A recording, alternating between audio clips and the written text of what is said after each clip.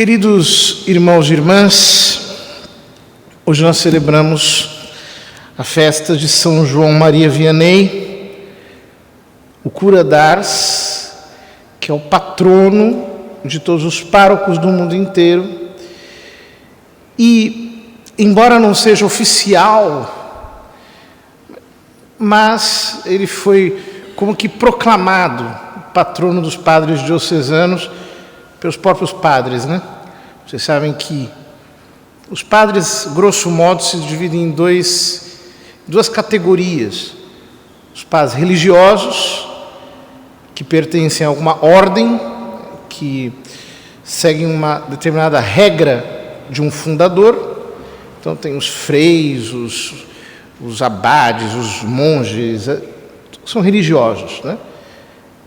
E os padres diocesanos, que são diretamente ligados ao bispo, né? Que somos geralmente nós que cuidamos das paróquias. E ele é o nosso patrono. Ora, São João Maria Vianney é um sacerdote que surgiu num período muito complexo da história da Igreja, especialmente na França. França é chamada de filha primogênita da Igreja, porque foi a primeira nação que se converteu por inteiro para o cristianismo, quando Clovis, que era o seu rei, se batizou com todo o seu exército. Ora, quando aconteceu a Revolução Francesa, estamos no final do século XVIII, eles quiseram separar a França da religião católica. E para isso criaram uma igreja revolucionária, uma igreja desobediente ao Papa, uma igreja que professava todas as doutrinas liberais. Então não tinha mais obrigação de celibato para os padres, já não se rezava o rito da missa como era em latim, mas era uma missa diferente, mudada, revolucionária. Já não se seguiam as normas da igreja como se deveria seguir. É uma bagunça. Então, os padres que ficaram fiéis, a maior parte foi morto, guilhotinado, em praça pública. Outros ficaram clandestinos, escondidos nas roças, e faziam apostolado ali oculto, clandestino. Enquanto uma boa parte do clero passou para a falsa igreja. E aí, esses padres eram nomeados párocos e bispos, não sei o quê. Boa parte deles casados. Era uma bagunça infernal mesmo. Portanto, com essa bagunça toda, muitas igrejas ficaram sem padres, não tinha pregação, não tinha catecismo, os interiores ficaram muito desguarnecidos. E São João Maria Vianney teve a graça de ter conhecido um padre, que era o seu velho padre Belley, que atendia clandestinamente. Ele fez a primeira comunhão escondido, clandestinamente. E no heroísmo daquele padre velho e sozinho, um lobo solitário, um velho guerreiro, né? Ele descobriu a vocação ao sacerdócio, sem grandes sinais assim, simplesmente porque teve a graça de conhecer um bom padre. Ora, ele entrou para o seminário, mas ele era da roça. já entrou para o seminário meio velho. Antigamente as pessoas entravam para o seminário com 10 anos de idade, 11. Ele entrou com 20 anos, algo assim. Então já não tinha mais aquela facilidade de quem começou cedo. Passou a vida inteira naquele cantinho, perto de Lyon, na França. Portanto, não falava francês. Falava aquele dialeto local. Quanto menos conseguiam aprender latim. É mais difícil ainda. Quando ordenaram, ficaram na dúvida se ordenavam ou não ordenavam. Mas como tinha pouco padre, como a situação da igreja estava daquele jeito, né? O bispo disse, bom, mal ele não vai fazer. Então, ordena. E mandam ele para esse lugarejo perdido, no qual é difícil de chegar até hoje, chamado Ars. Com o ambiente pós-revolucionário, então a religião estava fraquíssima. Por todo lugar tinha tabernas, e tinha bailes, e tinha costumes ruins, blasfêmias. Ninguém mais ia à missa de domingo. O pessoal trabalhava nos domingos na roça. E ele chega ali e começa o seu apostolado, insistentemente, um a um, vai visitar as casas. No começo todo mundo acha ele muito esquisito, porque é um homem muito espiritual, muito simples. Vejam bem, existe um certo comentário de que São João Maria Vianney era burro, mas não é verdade. Ele tinha uma inteligência moral brilhante, uma capacidade de conhecer as almas, além do sobrenatural, também humana. Tinha sua biblioteca, que era grande, ele preparava os seus sermões, escrevia. Então, não é verdade que era um homem inculto, mas era um homem simples. E aquelas almas estavam sem sintonia nenhuma com Deus, não entendiam nada. Então, primeiro sermão de São João Maria Vianney, ele subiu ao púlpito e começou a chorar. E ninguém entendeu nada. Ele disse, eu estou chorando pela alma desse povo, porque, meu Deus, o demônio está fazendo a festa. Veja, ele poderia ter seguido a linha mais comodista. Dizer, eu vou fazer o que eu posso, eu vou me adaptar, né? Então, as pessoas estão assim também, eu vou ser moderno. Então, o pessoal gosta de baile, então eu vou lá bailar com eles. O pessoal gosta de taberna, eu vou chegar lá de repente, tomar um trago de vinho com eles. Vou me enturmar. Não. Ele bateu de frente com aquela mentalidade. E penitência, vigília, oração, penitência, vigília, oração, penitência, vigília, oração, penitência, vigília, oração. Até que as conversões começaram a acontecer. Mas não apenas as conversões começaram a acontecer. Daquela paróquiazinha de Ars, ele sacudiu a França inteira. Havia domingos em que havia 2.000 peregrinos para a missa dominical em Ars. Chegava a ter, em algumas ocasiões, 21.000 peregrinos.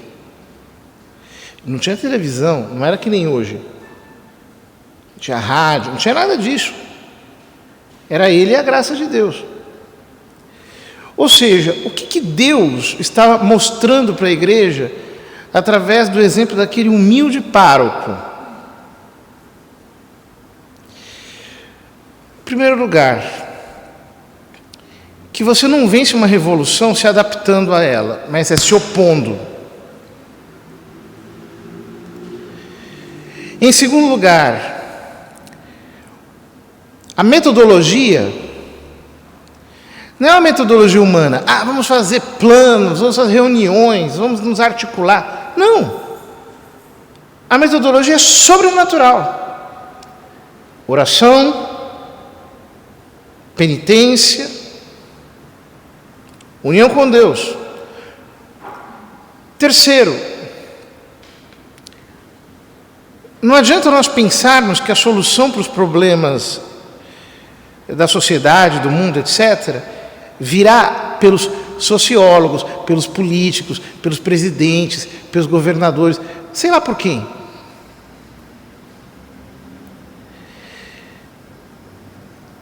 A redenção acontece através da igreja. Acontece através de um ministério chamado sacerdócio. Uma pessoa que é carnal pensaria, não, mas eu vou conseguir fazer muito melhor se eu for um senador, se eu for eleito um deputado, se eu for um advogado, se eu for não sei o quê. Humanamente falando pode ser, mas as soluções humanas não chegam ali. Sobrenaturalmente, Deus sacode uma nação através de um sacerdote humilde, ou seja, a vida interior de São João Maria Vianney era mais poderosa do que a revolução e do que todas as suas consequências. Vocês vejam que a situação da França, pós-revolucionária, laicista, inimiga da igreja, era tão adversa que eles não toleravam qualquer tipo de acordo com a igreja, mas tiveram que fazer uma estrada de ferro até Ars, porque os peregrinos iam sem parar.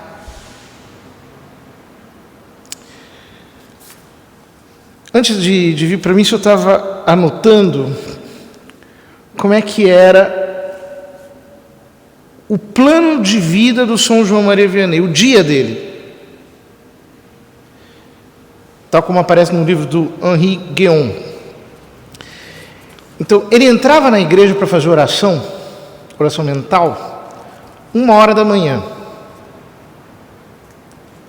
Ficava até as 2h. Depois, ele ia para o confessionário atender as mulheres até as 6 da manhã. 6 da manhã ele rezava a missa.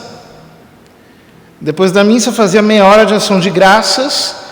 Depois da ação de graças ele benzia imagens, terços, etc. e dava conselhos para as pessoas.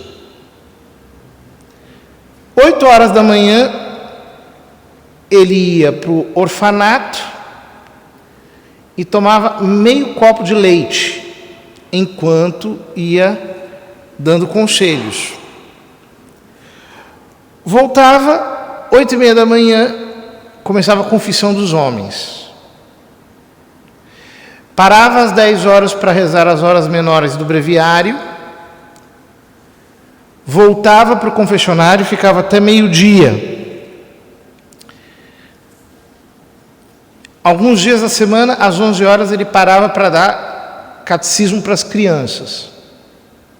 Os peregrinos que vinham ali ensinavam o catecismo pessoalmente. Depois, meio-dia rezava o Ângelus na igreja e ia até a sua casa para almoçar. Só que ele comia por dia 2 batatas. Então cozinhava e como os peregrinos iam acompanhando ele até a casa, então ele nunca almoçava na hora. Sempre almoçava em pé, sempre almoçava aconselhando, e 12h30 começava a visita aos doentes. E a visita aos doentes não era assim visita escondida, era procissão. E ia, visitava os doentes, levava comunhão, muitos comungavam diariamente. Depois ele voltava para a igreja, rezava vésperas e completas e ficava no confessionário até às 5 da tarde, atendendo as mulheres. Você vê que o tempo de confissão das mulheres é maior porque as mulheres falam mais, né? Depois, às 17 horas, começa a confissão dos homens e vai até às 8 horas da noite. 8 horas da noite, ele subia para o púlpito e dirigia o rosário e o ofício de Nossa Senhora. Depois disso, ele atendia ainda algumas pessoas que eram mais delicadas, que tinham problema de escrúpulo. E então ele terminava o breviário, rezava já as orações do dia seguinte. Se ele conseguisse, entre uma coisa e outra, ele comia a segunda batata, se não, deixava para lá. Voltava para a igreja e ficava atendendo confissão até meia-noite. Da meia-noite à 1 da manhã, ele dormia quando o demônio não lhe dava uma surra. Porque quando vinham pecadores mais duros, para se vingar da conversão que ia acontecer no confessionário, ele apanhava do diabo. Isso acontecia com tanta frequência que ele chamava o diabo de grapão, camarada, porque sempre era assim, quando vinham os pecadores mais duros, então ele tomava uma surra, então ele não dormia nada. E 1 hora já estava na igreja para rezar de novo. Isso é uma vida heróica, de uma intensidade que humanamente é impossível. 20 horas de trabalho por dia? 18 horas de trabalho por dia? 1 hora de sono, mal dormido assim? Esse era São João Maria Vianney. E com a sua vida interior, ele conseguiu causar uma confusão imensa. Certa vez, uma sociedade secreta de Paris enviou um dos seus membros para Ars, a fim de investigar São João Maria Vianney, para eles traçarem um plano para tentar desconstruir o apostolado que ele fazia. Notem que era um apostolado tão maravilhoso que os próprios padres não gostavam. Achavam que ele estava causando demais. Escreviam cartas contra ele, etc.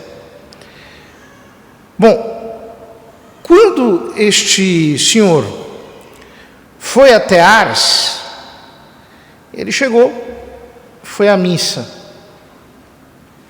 totalmente cético, decidido a descobrir qual era a invenção que estava por trás, qual era a técnica que ele usava para enganar as pessoas, para causar aquele estrondo todo, né? Quando terminou a missa, ele se converteu, recebeu um toque da graça, ficou completamente desconcertado.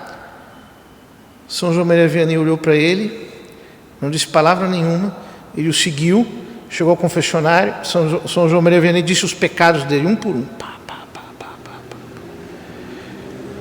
Ele voltou para Paris,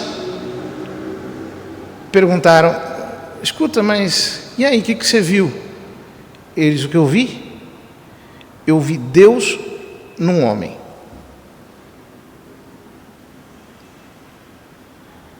Não tinha o que fazer. Você era um homem santo. De verdade.